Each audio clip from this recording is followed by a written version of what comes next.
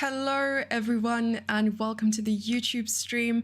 My name is Jessie February. I'm a Women International Master from South Africa, and today we will be tackling some instructive moments from the Women's Candidates 2024. Of course, the Women's Candidates is still ongoing, so is the Open Candidates Tournament, and they have just completed round 7. And that means everyone has had a chance to play everyone, but of course they are going again for a double round robin. I'm not too sure, I can't remember if today is a rest day or not. I need to double check the schedule. But I thought that today's stream could be rather instructive in the sense that we could rope in some current events being the candidates. So thank you all for being here during the live stream.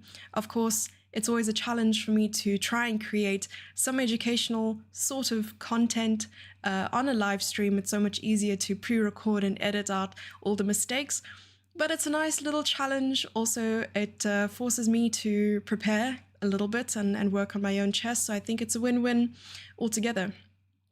Plus, it wasn't very difficult to find some instructive moments, given actually most of the games were very, very entertaining despite some results ending in a draw. And I think we have I picked out 3 games and 2 of them were decisive. One of them was going to be, but the ending was just too beautiful to not add into the collection of today's sort of, I don't want to call them lessons. They're just going to be some forms of entertainment. So grab your popcorn. Let's get started. All right, so I believe it was in round 4 that Tan Zhongyi played against Anna Muzichuk. I'm not sure if it was this game I wanted to check out first. It was not. All right, so let's go to this game over here. It's just that the names were not loading for some reason. Like I said, it's obviously always better to do it on live stream so you can see my little mess ups. And the reason I chose this game to go first is because it was quite a funny moment in the end game. I'm going to spoil it a bit. I'm actually reading a book. I won't tell you what book it is yet until we reach that moment. And in the book, there was this very instructive end game. And it was such a basic end game as well. But a lot of players probably around my level don't know how to play it. And we will see something very, very similar in this game. And also because it is the French defense, and I'm a huge fan of the French, despite this one being an exchange variation, spoiler alert. All right, so this one was between Anna Muzichuk, who's playing with the white pieces, versus Lei Ting-ji, playing with the black pieces in round 4, I believe. All right, so let's begin. So we have, why is the board not starting? Okay. We have e4, e6, d4, d5. And after exchanging on d5, knight to f3, knight to f6, one of the main points of white playing the exchange is that they will always have this resource to play c4 if they want to go a little bit aggressive. They are giving up this sort of pawn chain and will end up with an isolated queen's pawn, but it doesn't necessarily mean that in this exchange French it will end in a draw, but it is, of course, a very equal for black. Black is able to equalize quite early in the game. And there are a number of systems or ways that black can play against the exchange French. And here, I believe that Lei decided to just keep it simple and symmetrical. So after bishop to d3, bishop to d6, castle, castle. And this is where they sort of deviate with rook e8. And I was trying to turn off the sort of annotation of the move because it shows us a question mark and exclam. It's not necessarily always accurate because I think rook e8 is a very normal and natural move to make. You're activating the rook on the open file and it's uncontested. At the moment, there's really nothing wrong with it. After knight b to d2, we end up again with something that looks very symmetrical. And after bishop to h5, c4. And here we have that moment where white is committing, if black were to capture on c4, committing to have this isolated queen's pawn. And there are a lot of ways of playing with it. And of course, the rules that you have to abide to when playing against it. white always has the upper hand in terms of space and perhaps even a chance to attack depending on the position. And here black accepts, says, thank you for the pawn, I will take it, and after knight captures, knight to c6. Giving up the bishop, just because black wants to trade pieces, despite this being a sort of uneven trade where white gets a bishop and black only captures back a knight. Queen takes, but the fewer pieces there are on the board, the weaker this pawn becomes. So it is a give and take in most cases here. So after g4, and we can see that aggression here by white. And Anna decides to take on g6, and after h takes g6, queen to b3. So queen b3 allows for a sort of gain on tempo here to attack b7, and of course, if black wants to try and do the same, attack on b2, obviously the knight is hanging, also giving white a chance to bring the rooks to the center, whether it be to c1 and d1, or d1 and e1, depending on what white wants to do here. Queen to d7, and the point of queen d7 is to get out of the pin, to free up the knight. Of course, black wants to place a knight on d5 and eventually play d6, maybe even knight b4 for knight d5 and c6. Point is to stop the pawn from advancing, because when a player has an isolated queen's pawn, they want to advance it as quickly as possible. Yes, wreak havoc in the enemy camp, but also try to get rid of the weakness as quickly as possible. So white decides to give the bishop for the knight, and probably at the expense of black's king safety, and here we have the pawn advance. I'm wondering if it was better maybe to play knight b4 in this position. Let's see what happens. Knight to b4, and white would have to respond with knight f to e5. Okay. Right, okay, just placing pieces on better squares. But let's come back to this position, and after d5, knight e5. I suppose this is another point worth making, that when you are pushing a pawn in the center, or you're pushing a pawn anywhere on the board, you're always leaving some squares behind. And here, after the advance of the d pawn, you have left behind these two squares for black to take control of, with the bishop being able to go to c5 and the knight being able to go from c6 to e5. Knight takes, bishop takes, and queen takes b7. Anna grabs a pawn, and after rook to b8, oh, a nice Zwijgenzug or intermediate move. Knight takes e5, threatening the queen. Pawn takes, and queen takes a7. Merciless, trying to grab as many pawns as possible while the queen is in the enemy territory.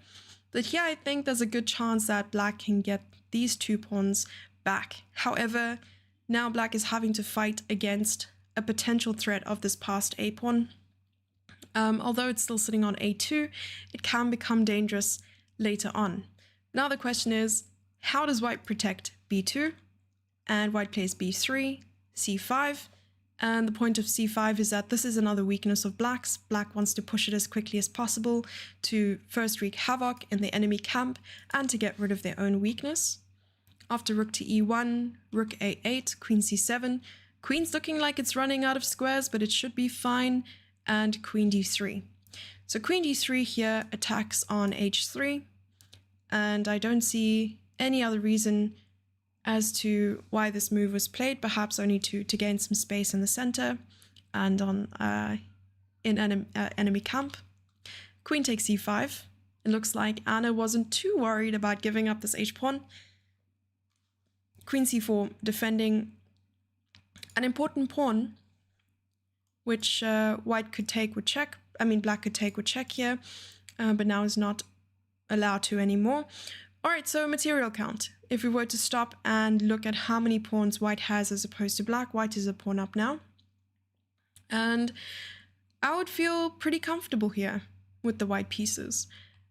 Minus this move. This makes me a little bit nervous because black's plan becomes clear all of a sudden. Black wants to play rook to h8 and queen h1 checkmate. And it is up to white to try and stop this. Maybe it's relatively easy because I'm looking at queen to e4. The moment the rook leaves the e-file, then queen takes check. and the king will have to retreat, or the pawn will have to go forward. But either way, white is perfectly safe.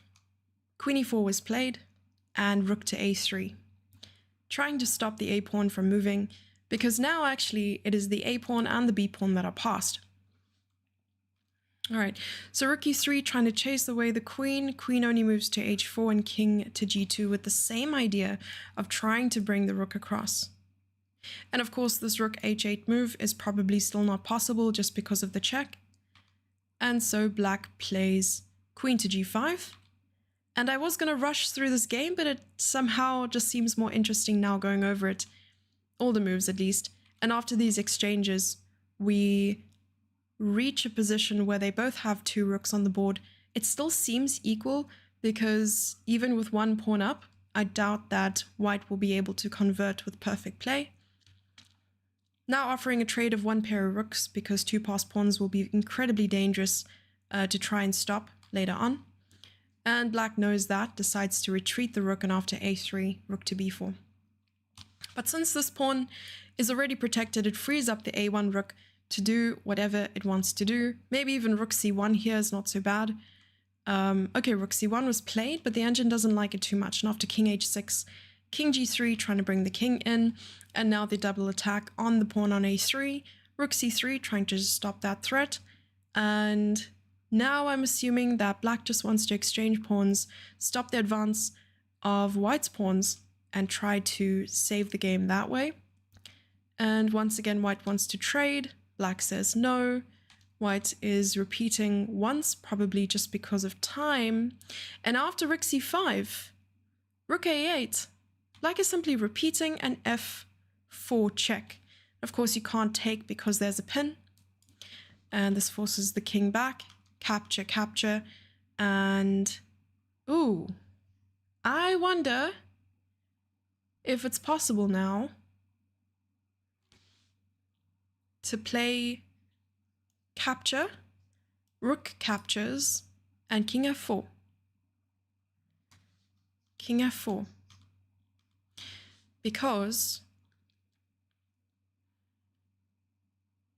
now it's not possible. Okay, it's still possible to go here or here, but white is looking mighty good in this position. All right, so we still haven't reached that very instructive moment yet. But we can see that white definitely has a sort of upper hand, maybe gave that up a little bit here, just because rook takes is available. And maybe it's possible for black to get all the pawns and then try to queen their own. After check, rook takes.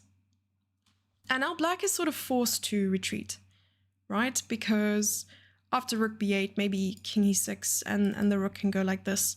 Because you don't want to queen the pawn and have your rook being stuck defending these two pawns with the king being so far behind. So we're nearing a very, very, very important moment. And keep an eye on the evaluation bar. Things get kind of spicy here. Also, hi everyone in chat. Thank you so much for joining today. I appreciate. Okay. King e6. Rook e8 probably soon. Or f6 is hanging, so king g6 first. Endgame stonks. It's coming. Rook to d5. And the plan for white is simple, to put the rook on d8, and then there will be no way to protect the queening square, because black can't reach the square, so black is forced to go rook e8. So Lei plays rook e8. And Anna Muzichuk knows what to do.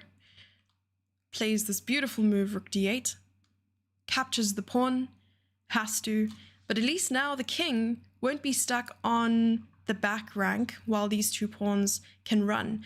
Because I think that it is very, very important for white to work together with the king and rook to stop these pawns. It's possible, very possible. We can see that it's not completely lost or drawn.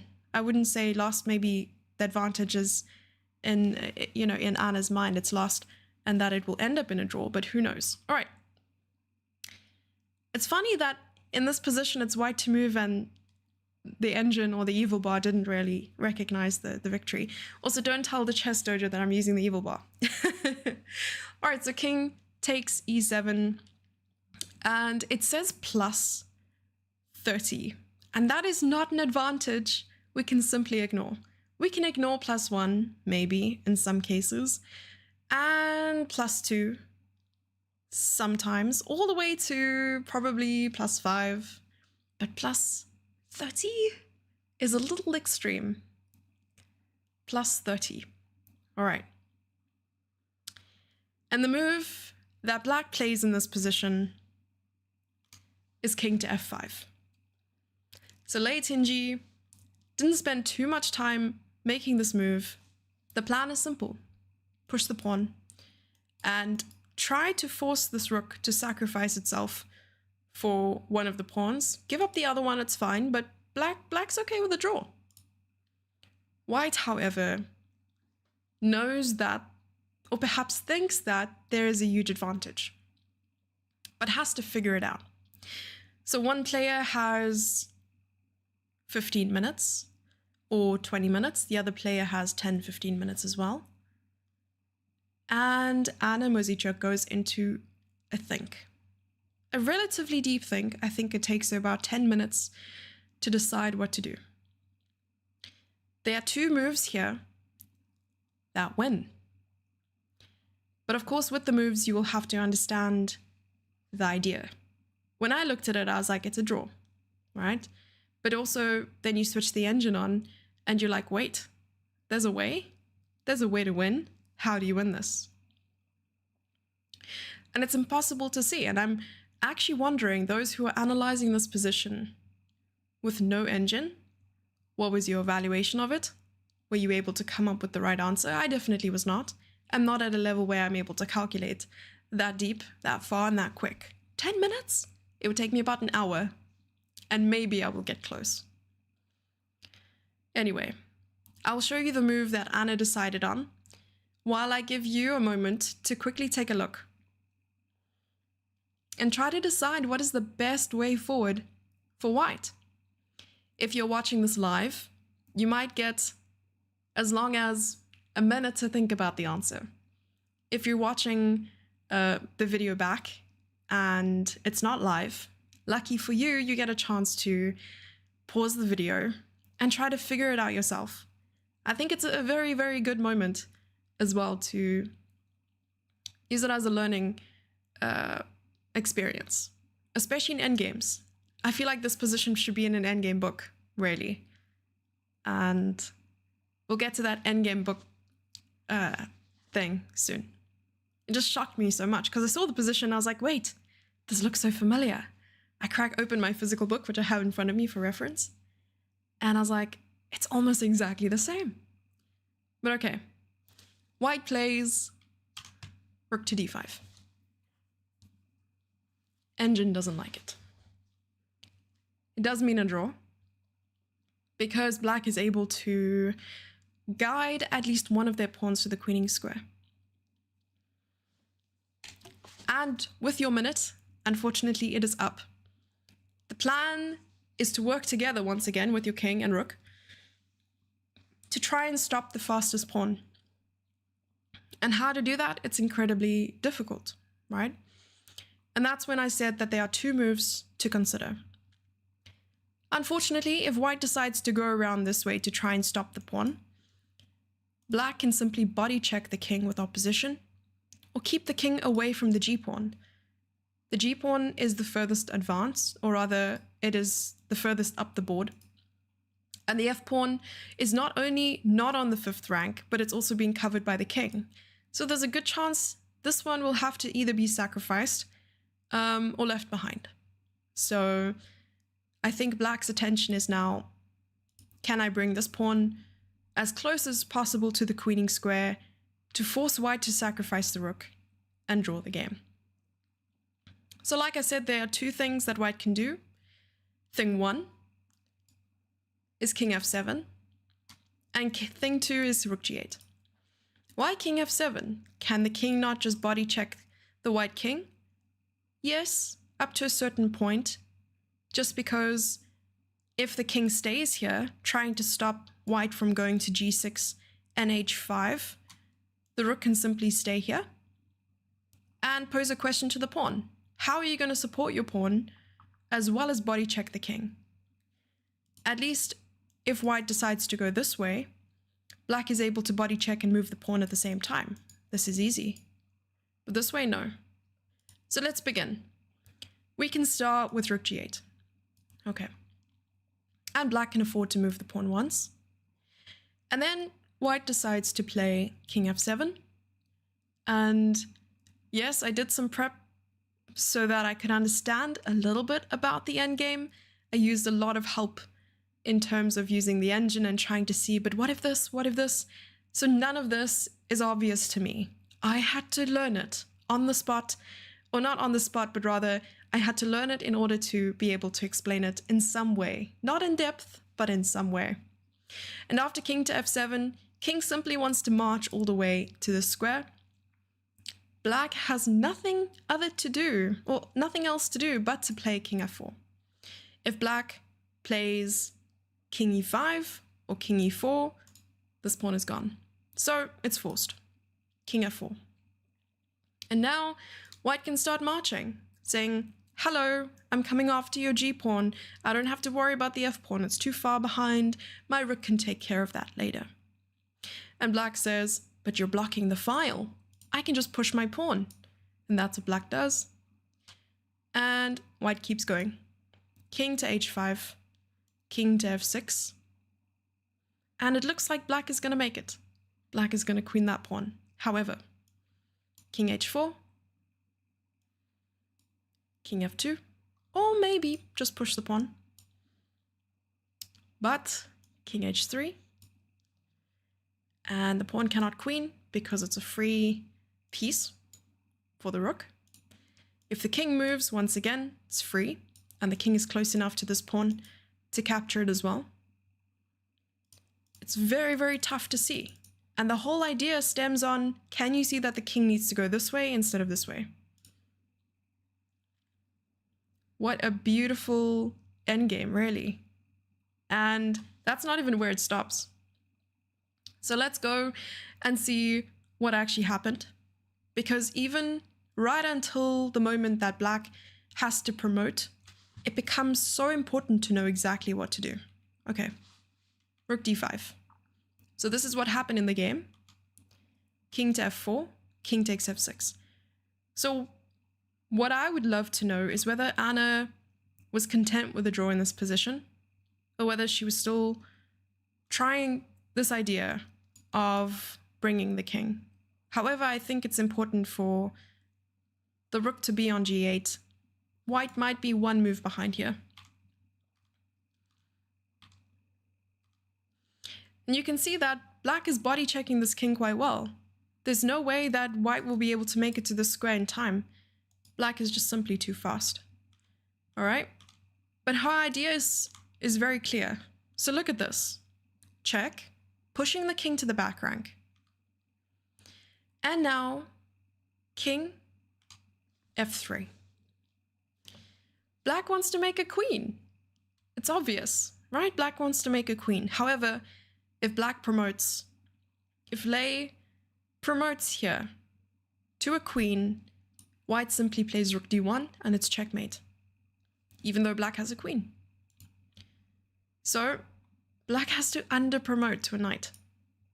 A knight, check. Forcing the king to move. And now we reach a very important position, which is very similar to the one that I was speaking about. I found a very similar position in the book by Jesus de la Villa, 100 Endgames You Must Know. And I think the game was in 2006, played in Bulgaria, between, was it Gartakamsky and Bakro? I think so, yes.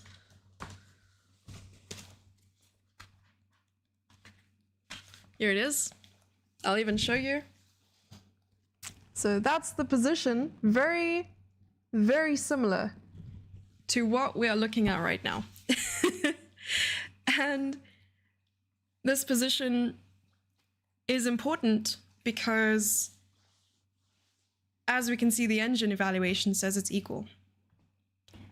If white somehow was able to push black to the corner, I think it would be a win. but with perfect play, which Lei Tinji was able to sport, it would be a draw. But let's look at what happened. No matter how white tries to attack, the king and knight work together to create a sort of fortress around to prevent checkmate and to prevent the loss of the piece. And they agreed on a draw. So very instructive and very, very beautiful. Definitely needs to go in a book someday, somewhere. Yeah. I'm reading chat. Really good to see everyone. We can ignore +5. In some instances, at my level, you can definitely ignore +5. All right. Okay. So next up, we have Lei Tinji again with the white pieces this time against Vaishali. And Vaishali, I actually thought Vaishali was she is one of the youngest participants in the tournament, but not the youngest. I think Gukesh is the youngest with 18. And Nurgul, 19 maybe. I might be wrong, but really, really young participants. It's impressive seeing the level of play that they're sporting. But I think the standings at the moment, I think I had the standings up at some stage. After round 7, in the female section, the women's candidates, we have Tan Zonyi with 5 points out of 7. Wow. Wow, that's good. And then Alexandra Goryachkina with 4.5, Katerina Lagno with 4, and Lei Tinji also 4. Yeah. Wow. So neck on neck, but it's amazing that players get to have their revenge against their opponents because you play one with white and one with black. All right, so let's begin. This is less about the endgame and more about how I was so stunned at certain evaluations during the middle game that forced me to sit and try to understand it. Because you know it's something special when even with an engine, you fail to understand why it's okay to play certain moves. And that is what we're about to take a look at. All right. And another favorite of mine. Yes, I'm going after openings that I love a lot. This is the Gioco Piano. E4, E5, knight f3, knight c6, bishop c4, knight f6, d3.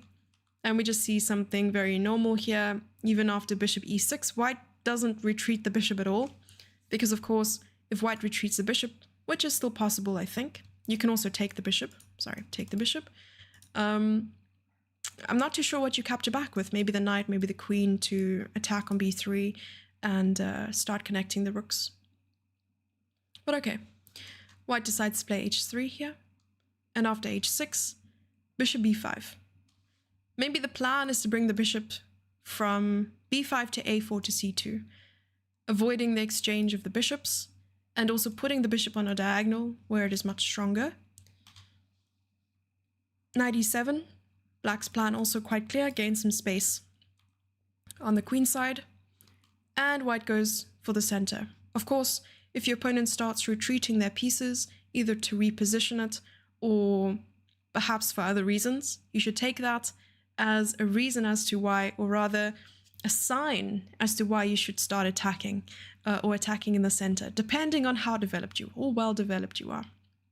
At least with d4, white doesn't have to waste too much time with the idea of bishop a4 to c2, unless white still wants to go for this idea and put the queen on d3, and if the diagonal opens up, be cheeky and threaten that checkmate later on. And bishop to b6, bishop d3. I wonder what was better here. It recommends to capture or play bishop back to c4. Okay, I don't mind bishop d3. I would have played something like that myself, though I'm definitely not at the level that these ladies are. This also is a little bit confusing to me. I know that on one hand, you are setting up the knight to maybe go to f5, you're attacking the bishop. So it's very much a move that is counter-attacking But why not capture with the pawn and have a pawn center, is my question.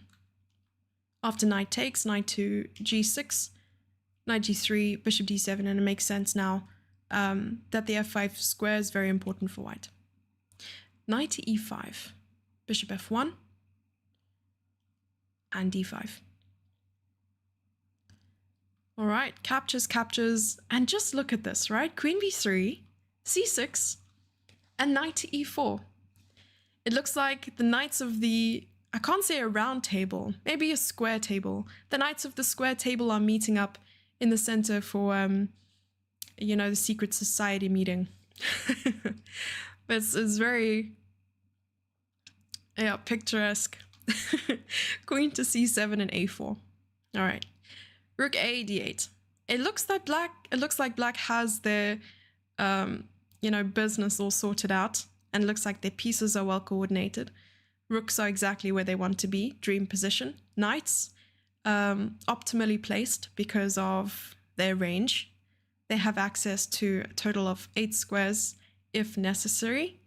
And the bishops aren't terrible. They're on really good diagonals.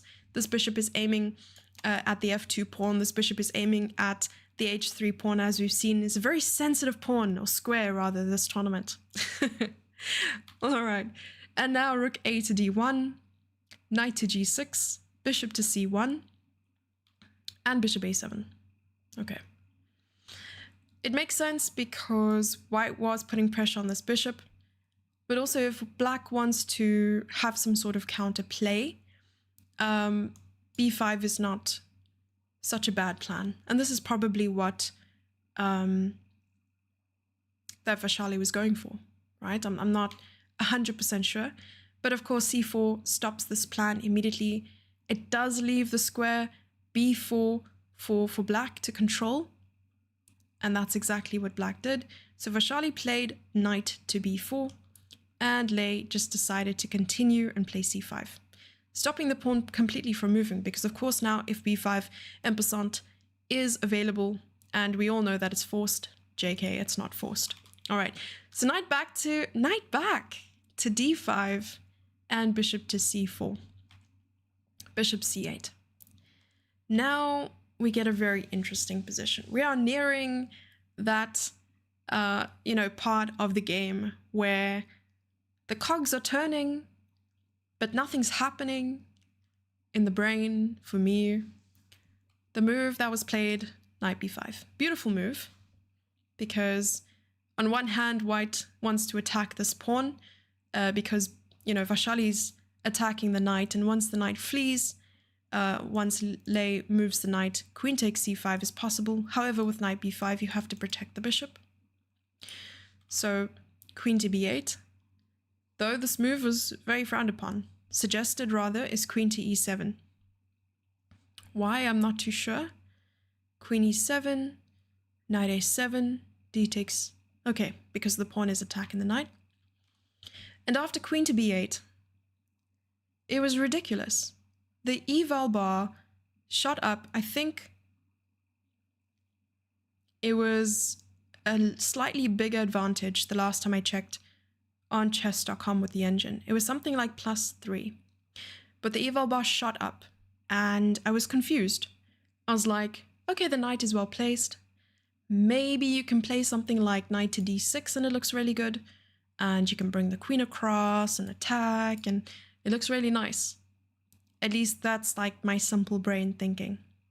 However, there was something even crazier that could have happened in this game. And this is the minute that I'm giving chat right now. So if you're watching it live, I'm sorry, you get about 60 seconds to decide the fate of this position, white to move. And if you are watching the video, you can pause it and try to figure it out for yourself. It's incredibly interesting, and you will not believe what the move is. I'm not too sure how long Lei thought in this position, but I will show you quickly what move Lei made. Lei played knight takes a7. On one hand, it makes sense because this bishop is attacking the pawn. And if the knight were to retreat or perhaps even go to d6, rook takes, and bishop takes. And now the knight is under attack, and you have to decide what to do. I wonder. The move that was suggested, your 60 seconds is up, is, drum roll, queen takes d5. Mic drop. Queen takes d5. What an absurd move. Like, at this point, I think it's time to just quit chess and start playing poker, because my chances of seeing this move in a game is probably lower than my chances of winning a game of poker. All right. And I'll explain to you, or at least try to explain to you, why this move is so good. I think the point is, on one hand, after all the exchanges, Black finds it's very difficult to find a move. And you'll be like, but it's the middle game. Of course, there are plenty of pieces, so many moves to make, but I'll show you in a moment why. So, rook takes, right? And you don't capture back, because then you're just giving your queen for a rook. Why would you do that? There's an intermezzo, in between move, knight to f6 check, right? Pawn takes, and rook takes. Now you have another check. You don't want to put your knight in a pin, and your pawn on h6 is hanging, and you're about to take the rook. So, let's say king g6. Rook takes. Now let's evaluate the position in terms of material. White is a pawn up, but Black has an extra queen and knight. I take that back, queen and bishop for 2 rooks. Seems like Black's doing pretty well. Is the evaluation bar on vacation? Or what's going on? And the truth is, what does Black play? White's threat is simply to put the rook on the back rank, attack the bishop, attack the queen. This bishop is also under attack. Where does the bishop go? It doesn't have any squares. And if the bishop were to capture on c5, you simply take, and now you're attacking c8. There's almost nothing. Almost nothing. So it's almost like Black will have to give back a minor piece, and it'll be a rook for 2 rooks for a queen, which is not as bad, especially if White has an extra pawn. It would be ideal to have an extra 2 pawns, but this already seems like such an advantage for White. And king safety. So, believe it or not, the best move for Black to make is knight to e7. So the rook can take, rook h5, to attack h6. There's a lot here that White can do to try and maintain this advantage. Of course, just to take, and then I think bishop e6. It's not very clear as to why White is better, but with perfect play, apparently, it is giving White quite an advantage. What a ridiculous move to have to play in order to maintain this advantage. However, there is also rook takes d5, which is quite good. And it was not played, so knight takes a7 and then rook takes d5. After bishop e6, you can just take, and offering this rook 2 rooks for a queen. But of course, Black just wants to keep things normal, or as normal as possible. And it looks like a lot of these ideas come back with knight f6 check. Of course, the plan for Lei is to play on the dark squares, because after pawn takes, you have queen takes, attacking the rook on d8, as well as threatening bishop takes h6 and there's mate. And Black doesn't have a dark squared bishop to protect the g7 square. The knight is also on the wrong square to go back and protect. And the queen is way too far away to play something like this. Sorry, my nose is itchy. So the king has to move. And after bishop takes h6, it's the same thing. You know, you take with the pawn and suddenly there's a check, king moves, and there's checkmate. And it's just beautiful. Now it's a mate in 6. As you can see, the evaluation bar, mate in 6. But can we spot the mate in 6? I'll tell you which move Lei did make. Lei played knight h5. However, there is a mate in 6 here. So let's take a look. If you want to work it out yourself, you're welcome to pause the video now. Otherwise, I will continue. So the mate in 6 starts, bishop takes g7, king takes g7, forced, right? Knight to e8, like we said, and the rook is protecting the knight, but it's double check, so the king has to move. King to h6, and now we go queen to g7, king to h5, and knight to f6, king to g5, king to g5, h4, king is forced to take, right? And queen h6 mate. I suppose the king could also go the other way, but I think it's still mate with queen h6. Yes. And what a beautiful game. Really, full of tactics. And Lei was still able to, you know, get the win. I'm wondering if she considered during the game to play queen takes d5. But what a crazy move to have to consider in the first place. Indeed. I wanted to see how long we had been going on for, and that was 40 minutes already. I had a third game prepared, but I think I will leave it there just to make sure that, you know, this video is short and sweet.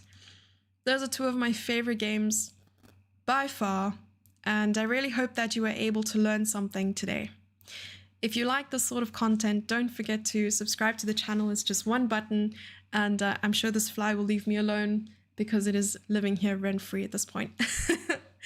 And yes, thank you so much for being here. Thank you for being here live chat as well, or just watching the video.